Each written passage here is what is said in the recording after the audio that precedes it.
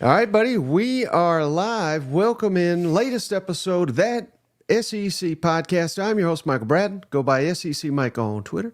I'm joined as always by my cousin Shane, who goes by Big Orange Vols on Twitter. What's up, yo, Tennessee Homer? Hey, buddy, what's going on? Oh, man, we're snowed in.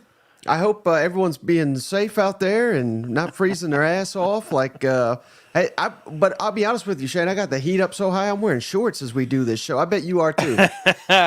Yeah, it's awfully cold outside, but on the inside, it's football. Unfortunately, my Steelers are getting their ass kicked right now, so I'm glad we were able to jump on here and talk some bad bets, Mike. But other than that, it feels like 93 out there, baby.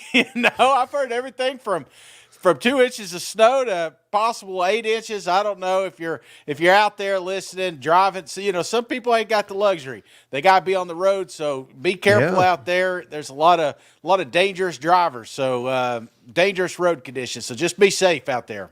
Yeah, I don't know. How are you, Shane, on the roads in the snow? I mean, I don't mess with it because I know I'm not going to pretend like I'm good at driving in it. No, I get cocky. I get out there and then I'll hit like a little slick spot I did on the bridge coming back home today, and I was like, I caught myself just doing the regular speed limit. I was like, you know what? If I hit a sharp curve at this, you never know what's going to happen. So, I don't really mess with snow. Now my kids love it. My daughter, she couldn't wait. It went back and forth here in East Tennessee. We were like on a fine line. It went from snow to rain to back to ice to snow. So it's just all over the place. But I think we're going to have some good powder for her in the morning. So the kids, that's what it's about, because I remember being a kid. I don't know about you, Mike, 93. I don't even know where you were at. You may have been somewhere hot, Florida or California or wherever you were staying at the time. But man, it hit. And when it came in, I still have memories. I mean, that's 40 years ago, 30 years ago. And I remember playing in the snow like it was yesterday. So, yeah, I love it more for the kids just because it's, I don't know. Every first snow, I don't know about you, but every first snow, our whole neighborhood would get together and we'd play a game of football. So this is like the first snow. I wish we had the neighborhood boys to get back together and play one more game. I may blow a hammy like the punter did there at Buffalo Bills, but it sure as shit would be fun trying. Hey, Mike Free says, I'm glad Cousin Shane finally showed up for one of these. But But hey, this is gonna be a great show, Shane. Where we kind of teased it, and I screwed up on my end, so apologies. We're supposed to do this Sunday night, but like I said, we're snowed in. It's Monday night. We are gonna highlight. We did this last year. It was fantastic, Shane. One of the best shows we did, and we're gonna highlight the most wrong things Cousin Shane and I got last season. So it's kind of a final cap on last year. There was a lot of bad takes to pick from, Shane. It was hard to narrow this down, but I think I got the worst ones. We've got some coaching news at Alabama and Georgia and maybe even Kentucky, a little bit of transfer portal news, but that's pretty much all I got lined up for this episode. How's that sound, buddy? It sounds great, Mike. Yeah, when you first told me you're going to be doing my bad takes, I was like, well, that's going to be too short of a show, Mike. You know what I'm saying? But then you said you were going to be involved, and I was like, oh, okay. Well, there's part 2 right there. Exactly. So let's get into just the news real quick, Shane, that obviously, we haven't even gotten you on, I don't believe, since Kalen DeBoar, former Washington coach, led the Huskies to the national championship game. Unfortunately, they fell just short, but now he's Alabama's coach. We got a couple of clips we're going to play from him in just a moment. But what was your thoughts on the decaying dynasty hiring Kalen DeBoar there? I think it's a good hire, Mike. I think it's a really good hire. Statistically, you're looking at his numbers, you're saying, hey, there's not a better cat out there right now. Being able to take Washington, a team that's pretty much been irrelevant to a college football playoff championship game. I mean, that says a lot pumped about what he brings to the table. And but more importantly, Mike, I'm watching what he's doing here in Alabama. You know, he's saying the right things. He's doing the right stuff. The players are starting to slowly buy in. Recruits are starting to come back around to Alabama. You know, we always said this when Nick Saban left. It is going to be extremely, because it's going to be so tough to follow those footsteps, because that shadow is going to be so. I mean, it's just going to tower whoever comes in there. But it feels like he's kind of embracing it, and he's, instead of putting him against Saban, he's saying, hey, listen, this will always be Nick's baby. In fact, I hope he sticks around and helps me out here, kind of thing. But I think that's the right approach here. So I don't know. Way too early, Mike, but so far so good. Yeah, and it's going to be pretty interesting, Shane. I mean, next episode, I'm going to have Steven Lasson on the line, and we're going to talk coach rankings now that, because, this will be the first one we've ever done without Nick Saban in the league. So I'm kind of curious to see where he puts DeBoar. He's obviously a little bit more familiar with his track record than I am, but can't wait to get into that. And if you missed it, on the last episode, we had Josh McQuiston from Sooner Scoop to talk some Oklahoma football. Sorry to cut you off here, buddy. What were you going to say? Well, again, your internet's still shitty, so I can't wait for you to upgrade that thing. But I will say this, Mike, on the flip side of the coin, if you're not a Bama lover, you're hoping this experiment fails. I mean, because forget all the nice things I just said for a second. We thought Dan Mullen in Florida was a home run. We thought Kevin Sumlin or Jimbo Fisher to Texas A&M was a home run. There's been a lot of look good on paper hires. So don't get me wrong. The folks that aren't in the Alabama camp, they're hoping this falls right in their face, So right. It could go either way, but it's kind of exciting watching Alabama with all these question marks right now. What we got a 10-second delay here. Uh-oh. All right, I think I lost Shane here. I'm just going to keep going because we lost maybe my shitty internet. Yeah, there he is. Okay. This is why we're not sponsored by Charter, because they suck. Take that Spectrum. No, I think I fixed it, Shane. I think that's why we lost you. Believe it or not, by fixing it, I lost you there for a second. But yeah, I know what you're saying, and look at it this way, Shane. I've said nothing basically but nice things about Kalen DeBoar, and I think it's a great hire. In 2019, he was Indiana's offensive coordinator. Mm-hmm. In 2024, he's Alabama's head coach. I mean, that is just a meteoric rise. And that doesn't mean he's bad by any means, but maybe it may have come a little too quick to replace the greatest college coach of all time. That's all I'm saying. But and he's already off to not a rocky start at all, Shane, but T-Rob, a lot going on here. Defensive backs coach there at Alabama, announced as the co-defensive coordinator now at Georgia. Mm-hmm. And Will Muschamp's going to be stepping into an analyst role just to fill this coaching spot for T-Rob. This kind of came out of the blue. No one saw it coming. People thought T-Rob would be an ideal candidate to be Alabama's defensive coordinator. Yep. And then this kind of went back and forth all weekend. They were trying to get him to stay, but he is committed to joining Kirby Smart. You're already seeing the dogs, Shane. They're already claiming this as their first victory over DeBoard era Alabama. All the momentum's in the Bulldogs' favor, but it's great to see that. The guy hadn't even coached a damn game yet, and they're already going back and forth. But without cheating, Shane, I hope you haven't seen this yet. I know we've looked at the 24 schedules already, but do you have any idea who Kalen DeBoar, his first SEC game is? I think it's Georgia, isn't it? It is Georgia, so it ain't going to be easy for coming from Washington. You can do great things at Washington. You play Georgia in your first SEC game at home. You lose to Kirby Smart in Tuscaloosa. I'm not saying you're going to lose the fan base, but you're going to. That's an opportunity for him to basically win over any doubters that he's got. So there's going to be far more pressure on Kalen DeBoar in his first SEC game than there is Kirby Smart, don't you think? Yeah, absolutely. I don't know, man. There's a lot of pressure on DeBoar too. That's going to be a highlight game because it could go either way. I can already see the headlines coming from those. So yeah, I don't know. See, that's what I'm saying. I think all the pressure's on him at home. Yeah. to prove that he is the right coach for that. And we know Georgia's probably going to be undefeated. They're going to be number one in the country. And then here we got, Alabama, who has owned Georgia. Yeah.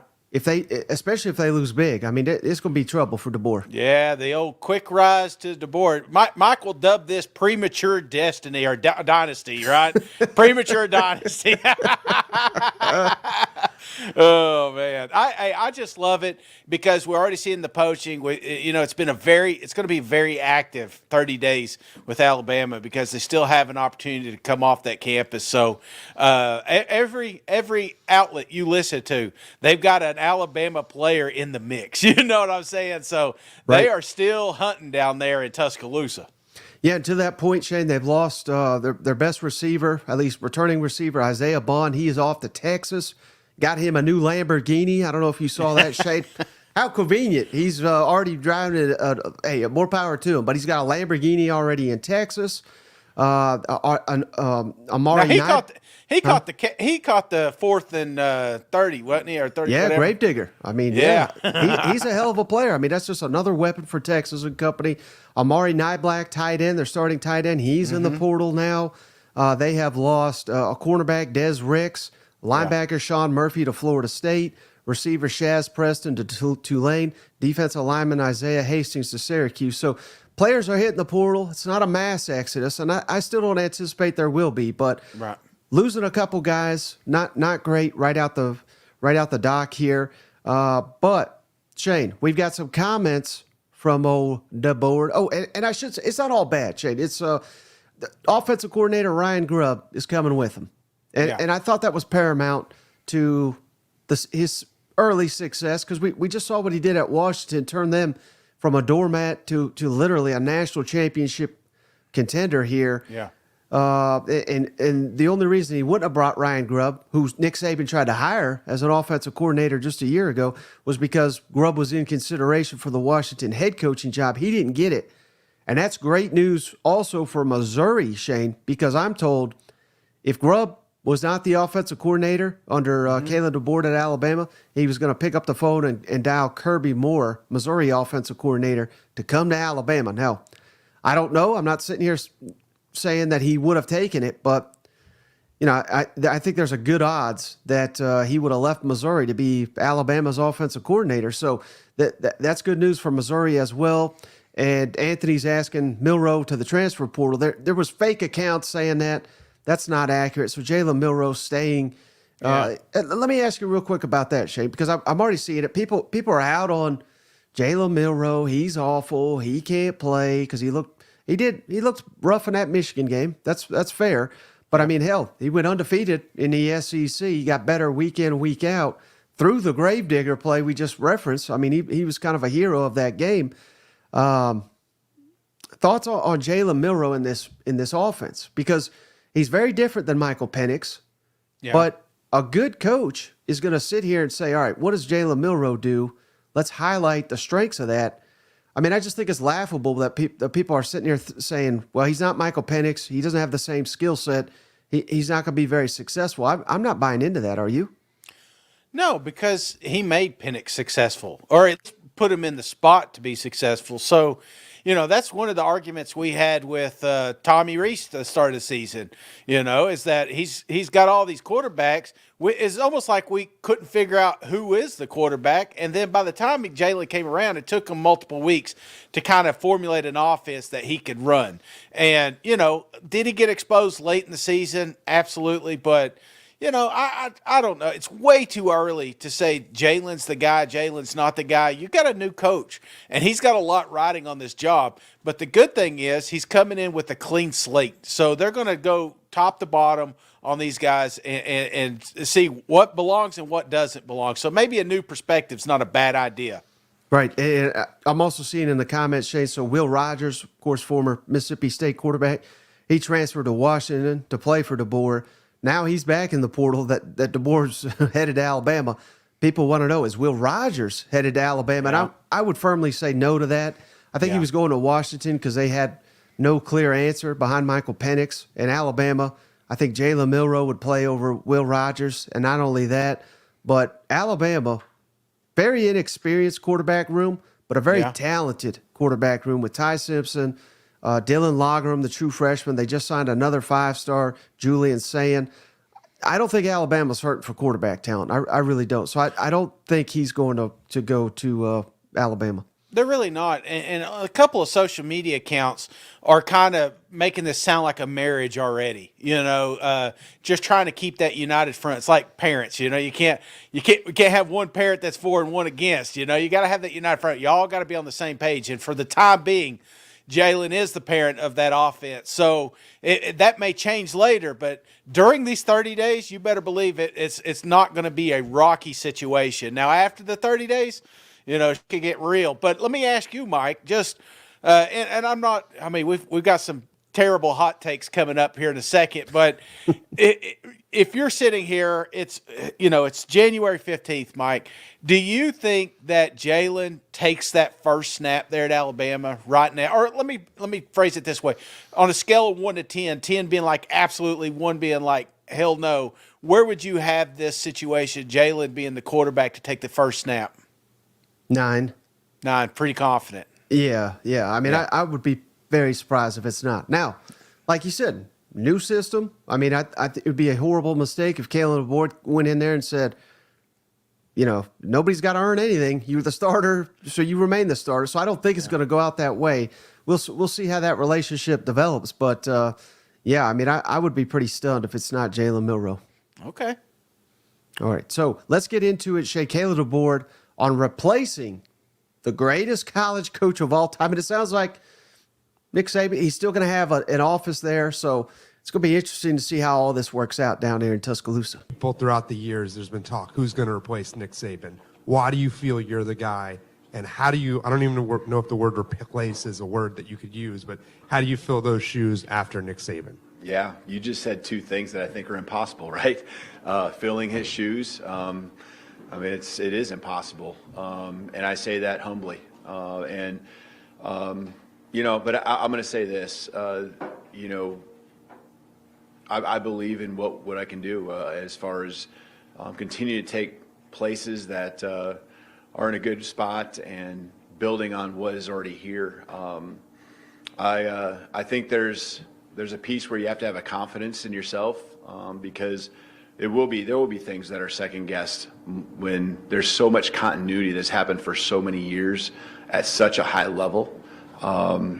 It's awesome, right? But who doesn't want to be a part of, if you're truly a competitor, part of that ultimate top end goal of being at the top, being the best. And so, I don't expect to fill Coach Saban's shoes exactly how he did it.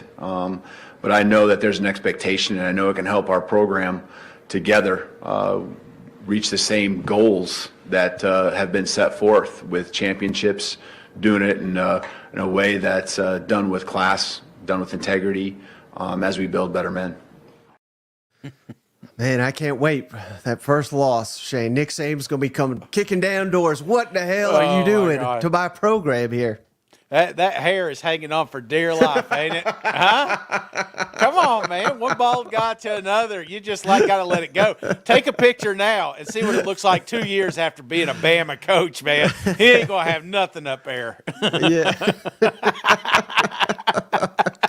But yeah, I mean, this what an impossible. I mean, this is going to be. There were some people, Shane, that said Nick Saban shouldn't have been there. I mean, he was there. He was in the front row. Yeah. Some people saying he shouldn't have been there. He's taking spotlight off his coach. I mean, I can already see it, Shane. I mean, this is going to be somewhat of a distraction, and they're going to be judging him against this. And again, I don't feel bad for the guy. He's going to be making insane money. He'll have a giant buyout if it doesn't work out.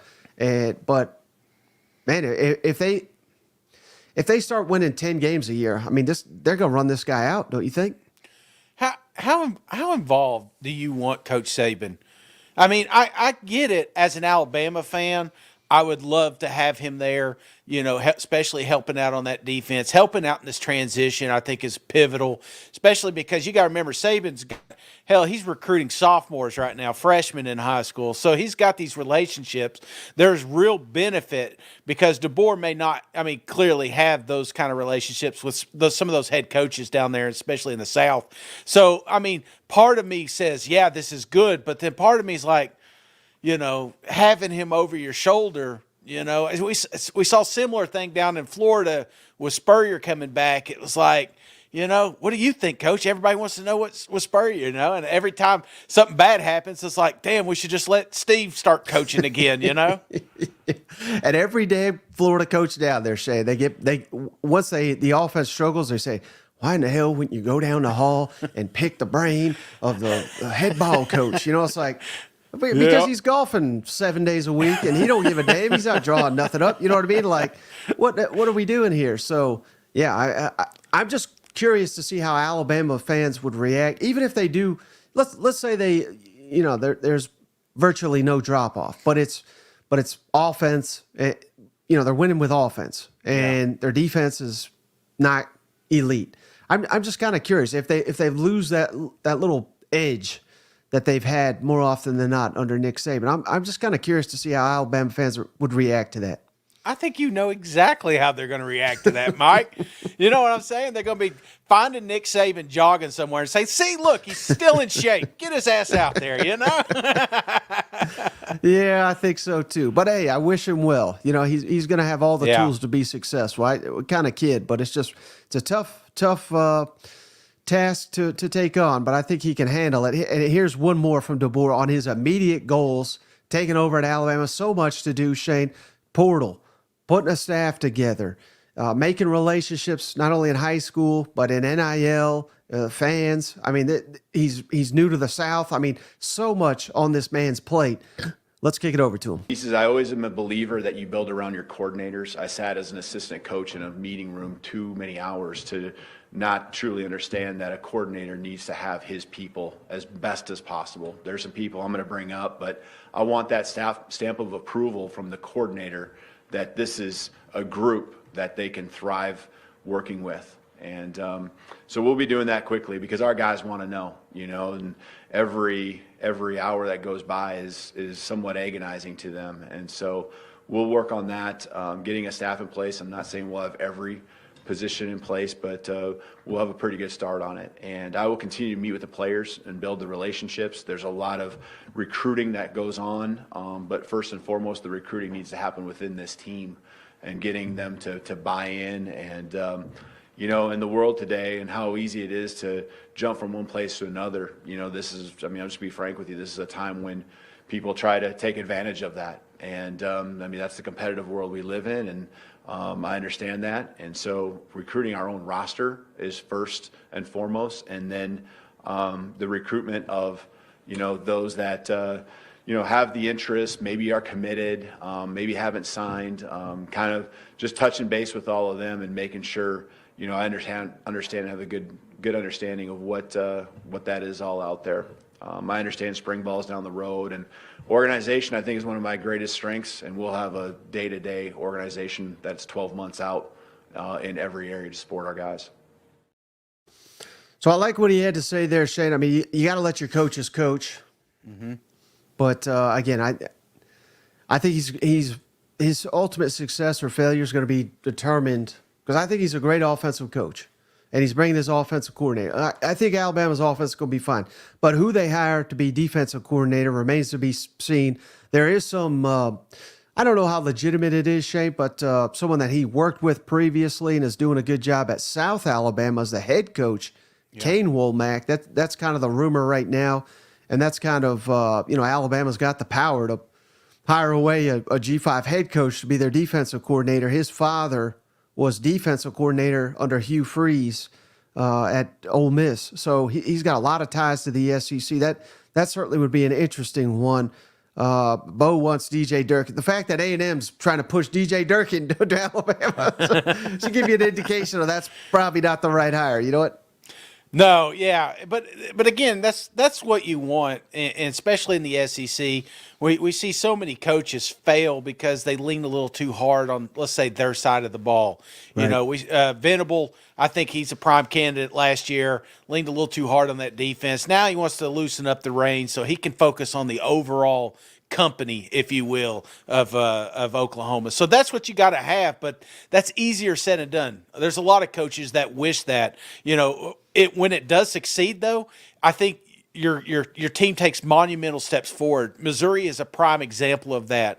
Here's Coach Drink, you know, a little too involved on the offensive side of the ball. Finally was able to take a step back and then look at the success that was brought around him because he had two coaches that he could just let cook, you know. So Right. yeah, this is a crunch time. I mean, you talk about an echo chamber. They are in it right now, and the wrong hire could really set back a new coach there in Alabama.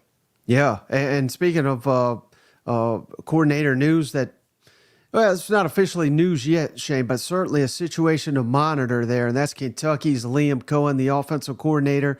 He has been rumored to be interviewed, and possibly the next Chicago Bears offensive coordinator. Of course, Cohen has worked under the Rams coach there for quite a while. He was their offensive coordinator last season, and jumped back to Kentucky, and now may jump back to the NFL. That would be a huge blow, I would think, to Kentucky and Brock Vandegrift and company.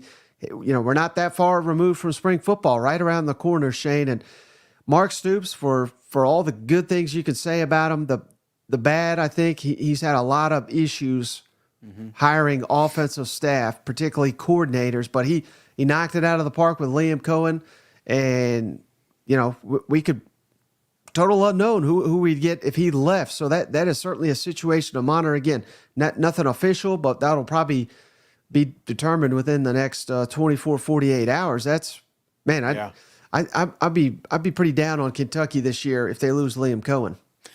Yeah, and if he's listening, just don't do it. You know, I mean, you talk about cursed. There's something going on in Chicago there. They have gone through the coaches and quarterbacks. I think I'm going to hold out for another job in the NFL. Passionate fan base, shitty offense. And then one more thing, Shane, I just thought this was great before we get to our awful takes of 2023. Nothing says transfer portal era quite like this, Shane. Florida State defensive lineman Gilbert Edmond. Mm-hmm. He's committed to South Carolina. Why that's noteworthy, Shane? This time last year, he committed. He got in the portal. He was at South Carolina, went to Florida State. Now he's back at South Carolina. Welcome to the transfer portal era. When you desperately need help, just go get someone that used to be a starter on your team that transferred to the ACC, and now he's back. So I think that is, I kind of kid, but that's a good pickup for South Carolina. They need help on the defensive side of the ball, but it's just wild to see guys go back and forth and back and forth. You know what? It's kind of smart. Let them go down there and eat their food, and then come back when he's in better shape. Yeah, got a taste of the ACC. Come running back to the SEC. You know what? Absolutely. The grass is not always greener, boys. All right, Shane, so are you ready to highlight? And like I said, there were so many. So, hit us up in the comments if, there's a particular bad take you want us to kind of relive. But I've went back and got video clips from some of our worst takes of 2023. I'm going to start with you, Shane. I'm going to give you a 1-star bad take here when you picked Georgia to beat Alabama in the SEC championship. Not only picking them, but how demonstrative you were in this one. Let's kick it over to Shane. Going to be the playmakers. And I just talked about 5 minutes on how great Jalen is. But I could say the same about Brock Bowers. Mm-hmm. I could say the same about Lovett. I could say the same about McConkey. I could say the same about Carson Beck. I can say the same about the team that's about to win 30 games in a row. Because Kirby ain't scared old Papa. We all get to that one point when you can whoop your dad's ass. Well, we're at that point right now. Give me Georgia big. This ain't even a ball game, Mike. Georgia 35, Alabama 20. Get the hell out of here. Get the hell out of here with that take, Shane, because Alabama beat Georgia once again. Oh, damn you, Bulldogs. This is your fault. You should have won a national championship. I was right. They're the ones that messed up. So got between the ears. Boy, that was a bad one. If it gets worse than that, Mike, I have no idea what you. Well, I can. I know one of you probably picked. Torrin said, "Hey, they can tell you've already lost some weight. You're looking good." Hey, thanks. Yeah, let's don't quite have the parade yet, because I was afraid Big Orange Walks would be one of my bad takes. You know? Oh, we may get there. Oh no, I've been doing good. Thank you for the kind words. Now here's one, Shane, that I had late in the summer, and we had quite a few beers. We recorded this. I'm not going to blame the beer though, because I had my list ready before we popped open our first one, but. This was my awful take. I had Spencer Rattler, number 9 quarterback in the SEC. I think his team didn't do that good, but it wasn't his fault. He was carrying them week in and week out. And if he had a quality offensive line this year, South Carolina would have done a hell of a lot better.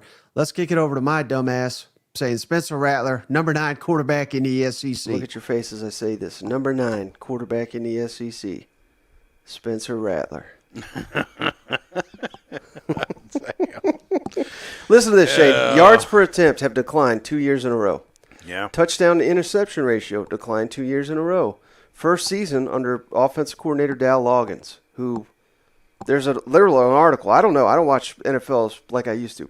They called him the worst coordinator I think in history or something crazy like that. The O-line's questionable. They got 2 scholarship running backs. Mm-hmm. They do have Juice Wells. I think he's the best receiver in the SEC. If he can just throw it to Juice Wells, maybe they'll be great. But at least I got the offensive line part right. And that is the one of the bad takes that just kept coming up over and over throughout the year, because anybody that watched the South Carolina game knew they had something with Rattler. They just couldn't do something with the pieces that were around him. Injuries, like you said, the offensive line. Oh my God, the offensive line. Let me ask you this real quick on this note, because I've thought about this. Now that you know, if Spencer Rattler was the quarterback for Alabama, would they have won the national championship? I think there's a strong possibility, Shane, because Spencer Rattler was so good at through much of the season. I think so. Even if you go back to, even the first game where you could kind of tell South Carolina was in trouble. They lost to North Carolina. We didn't see that coming, but we sure as hell didn't see, 9 sacks. Right. He was just running for his damn life. And we saw even, when they essentially had a full complement of their players, I believe they had a lead over Georgia at halftime. You know what I mean? So, I think that's fair to say. Last question, since I've been thinking about him for a little bit. If you were to redo this list, and you don't have to say who's above or below, but where would he be as far as top quarterbacks in the SEC this year? Spencer? Yeah. Probably, and I've said this before, and people, I guess they just don't understand what I'm trying to say, but I would probably put him maybe number 3. Yeah, that's maybe even number 2. And it's not. I think they just look at people just look at yards and they're like, how in the hell can you put him over Brady Cook and all that's like, I'm not saying he's necessarily a better player, but he didn't have Luther Burden, He didn't have that offensive line. He didn't have Theo Weiss. He sure as hell didn't have Cody Schrader. Yeah. He just had no help. So he was a top 3 quarterback this year in the SEC in my mind. All right. South Carolina still don't forgive you, but I will. Well, let's see if anybody's willing to forgive you for this one, Shane. I don't think this was too bad, but there was almost 2 bad takes in this one. So let's kick it over to Shane's second bad take of the year. Thought of Rocket Sanders at first, and then I thought of Judkins. And the reason that I went with Judkins is because It's his baby now. You know what I'm saying? He's got. If you look at what Henry did when he went, now he's probably like a one-off. I mean, they force-fed this kid just like they do in the NFL.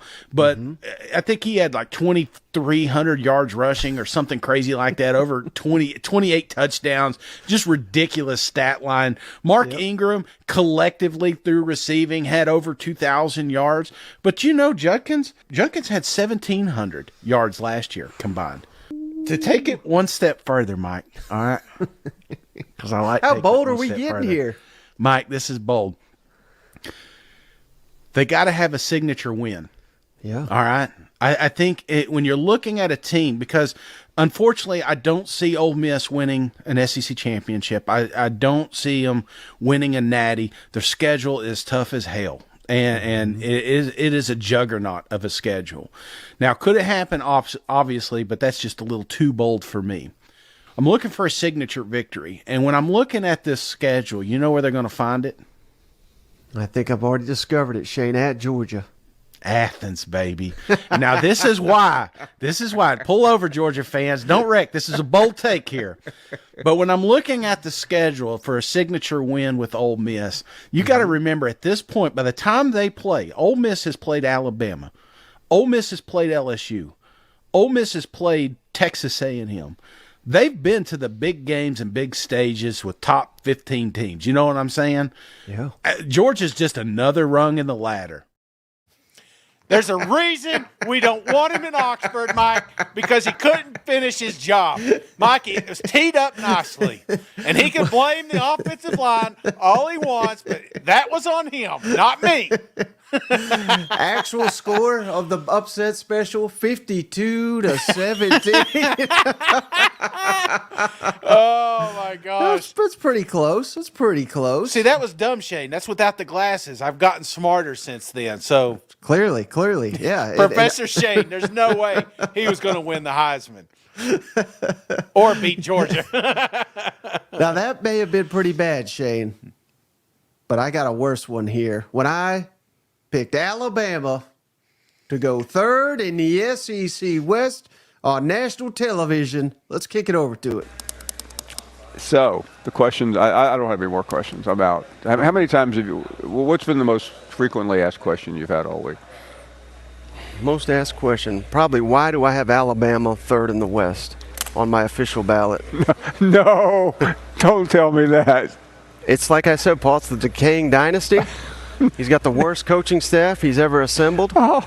And that's not me saying it. That's our buddy Dave Bartu, Matrix Analytical, charts all these, helps coaching searches. Worst coaching staff. He doesn't have a single assistant, Paul, or coordinator ranked as the top two in his position in the entire SEC. Nick Saban's lost his fastball. That's why he retired, yeah. That's why he got out, so he didn't have to hear this anymore. Yeah, I was a little bit off on that one. Yeah, a little bit, but I forget the break. I mean, Alabama exploded media. I mean, they may be logging off right now just because they remembered that stupid take of yours. But absolutely, third in the West. Who did you have first and second? LSU and who? Ole Miss? LSU and A&M. A&M. Oh, speaking of bad takes, Mike, there's you a twofer. No, I do you wish you – how far off do you think you really were, though? At the start of the season, you had to feel pretty confident, losing to Texas, that South Florida accident. I mean, I was right there with you. I was like, hell, maybe they are coming off the rails here. Yeah, and I'll tell you this, Shane. Early in the season, I was getting a lot of feedback. Yeah, I don't think he'll mind me sharing this, but I was getting a lot of feedback from Paul Feinbaum, and it was like, my God, I think you were right. Like, that was genius. And then as they started to win, then I'd never heard from him again. So, as you can tell, I mean, he's like, yeah, this guy's the dope I thought he was. You know what I mean? So, I mean, I after the Texas game, after the South Florida game, I was like, my God, not even I thought they could be this bad. You know what I mean? I mean, third in the West, you're still top 10 in the country. This is the toughest division in all of college football. So, yeah, I mean, credit to them for turning it around. But I did think Tommy Reese was a joke, and I guess he did all right. But at the end of the day, I still think that was an awful take or awful hire. You know who's a joke? You, Mike. You Bama hater. I already do that. Now, how about Shade? This is probably my favorite one of all of these. When Cousin Shane guaranteed them Tennessee Vols to walk into the swamp and come out with that W. And that being said, it's all going to boil down to Joe Milton. Can he do it? Can he spread the field? Can he be accurate? Can he hit him in the damn chest, Mike? That's what it's going to come down to. And, Mike, there's no doubt in my mind that the Vols are going to struggle against the Florida Gators. They're going to go down there and they're going to kick some ass. Give me Tennessee 38, Florida 24. Ooh. In fact, I'm so confident in this game, Mike. I'm going to tell, where's the Florida Gators? Where you at right here? All right. Listen, you know our asses ain't won down there in 20 years. So you're just laughing at this video right now. And I'm so confident the Vols are going to win that if they don't, Mike, for every point that Florida beats Tennessee, I'm going to walk a mile consistently. So if the Florida Gators come out here and beat Tennessee by 10, I'm going to walk 10 miles in a row. If I got to get up at 5 in the morning to do it, I'll pick one day next week. I'll live stream every mile so you can see. I'll put my little Apple Watch out so you can see the actual steps that I'm taking. I swear I'm that confident that I'm not going to have to. But if they do, I'm a man of my word. I will go out there and I will walk a mile for every point they beat us by. Oh, my God. Mike. You know, my heart sunk a little bit just watching that because I was sitting there watching that game, and there was a moment. I can't remember if we were down 17. I mean, it almost got too crazy. Like, I'm not going to walk to Knoxville, you know what I'm saying?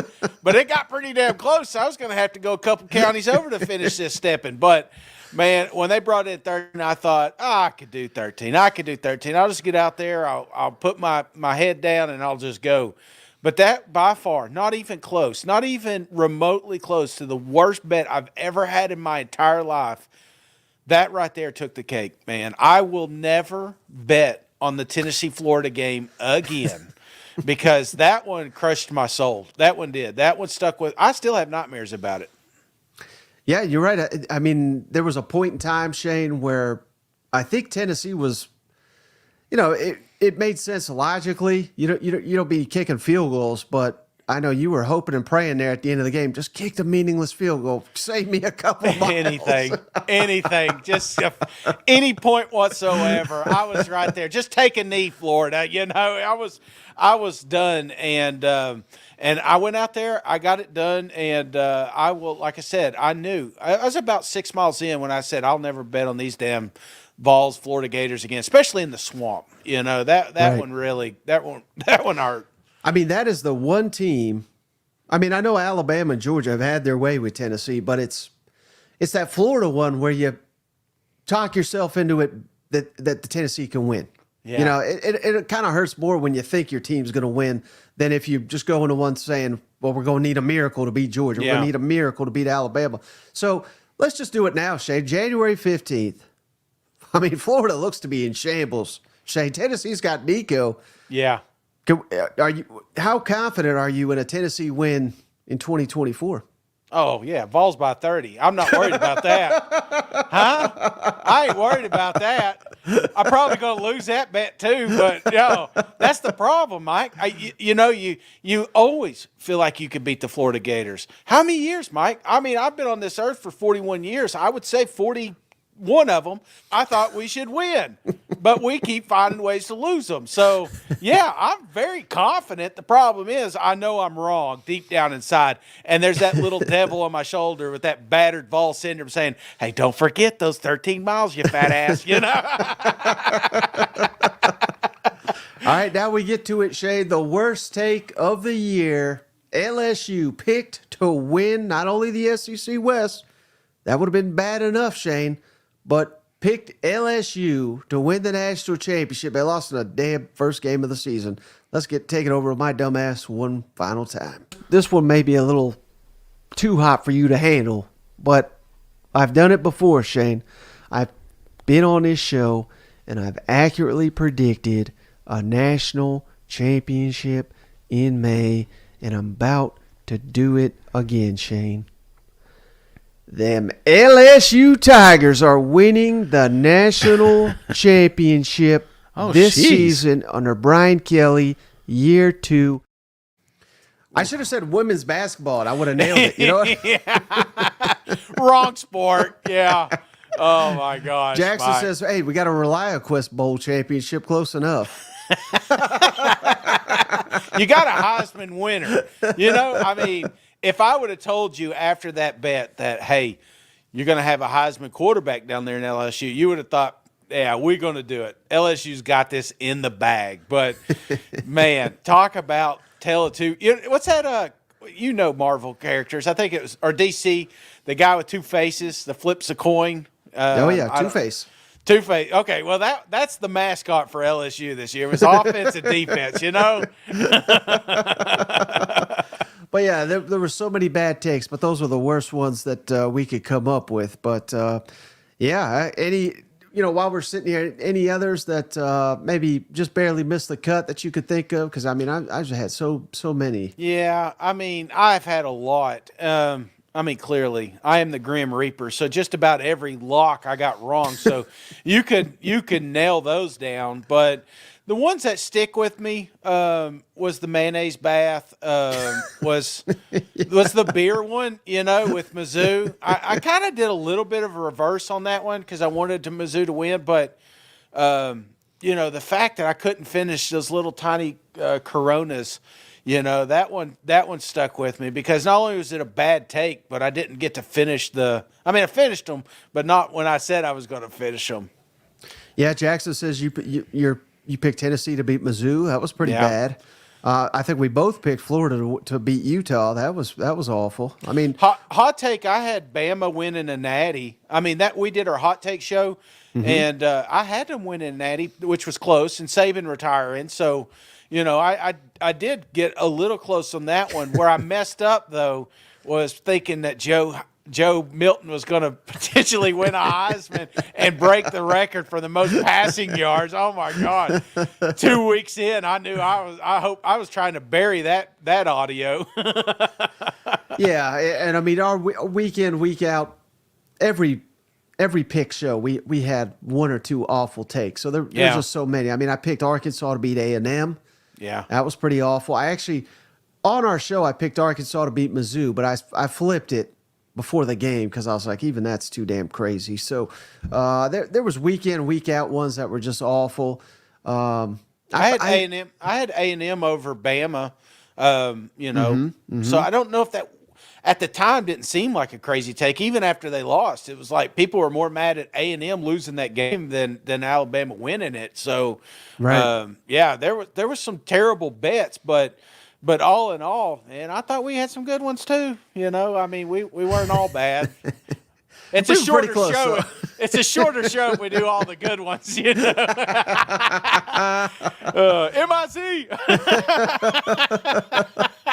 Well, buddy, that's all I got on this episode. It's starting to slow down, but I got a number of guests lined up. Should be a busy week of shows. Some really fun conversations. Getting back in the studio. We got an in-studio guest coming up. That'll probably get posted Saturday night. So a lot of great stuff. Looking forward. You got anything else before we hop off the line? No, man. I mean, we've got a lot of cool stuff coming up. So be sure to stay tuned in. Like you said, we're going to focus more on some teams individually. Like that Oklahoma interview was fantastic. We're trying to do a couple of collabs here. I think that's what the cool kids are calling it here in the off season. So maybe there's a show or two you're like, hey man, you guys would be perfect on this one. Let us know. We're always looking to grow and always get more of the fan base involved. So you are the producers of this show. So anything that you guys could throw out too, we're all for it. But be sure to tune in, hit the like and subscribe button, especially on YouTube. Those notifications on. As soon as we go live, we'll have some fun. So we're not going nowhere. Be sure to hang out with us. I think we've got a couple more NFL games left, and then officially football's going away for a while. But Right. spring is coming up, man. We'll have spring ball before you know it. Right. Caleb says, how do I get a koozie? Just like, subscribe, give us a 5-star on Apple Podcasts or Spotify, however you get your podcast content. And then reach out to us at that secpodcast@gmail.com with your mailing address. That's the important part. Please give me your mailing address. Otherwise, I got no way to do it. But we got all 16 now teams represented with that SEC team-based koozies there. So we're happy to send each and every one of you that support the show a free koozie at no charge. This is money out of our pockets, but just our way of saying thanks for supporting the show and spreading the word. Without you guys, we don't have a show. So just our way of saying thanks. But that's all I got, buddy. Well, and reminder, I've got a 2-beer budget. A lot of people wonder why I didn't open the show with a cold beer. Well, I guess you didn't watch the Pittsburgh game. I went through those 2 beers pretty damn early there. So, next time I promise to salvage one and open it up for the show. Yeah, absolutely. Well, buddy, I appreciate you. I appreciate each and every one of you, especially those that showed up for the live show. We'll catch you on the next one. All right, see you guys. Go Balls.